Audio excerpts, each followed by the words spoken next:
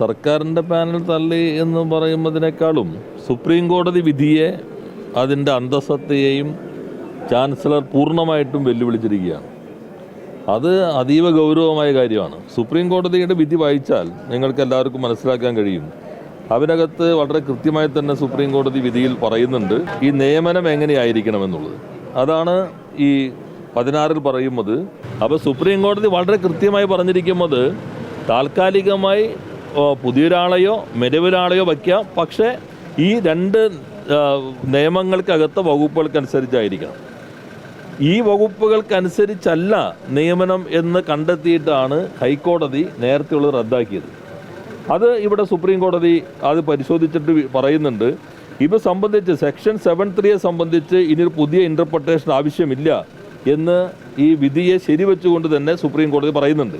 അതായത് പുതിയൊരു ഇൻ്റർപ്രിട്ടേഷൻ ആവശ്യമില്ല എന്ന് പറയുന്നുണ്ട്.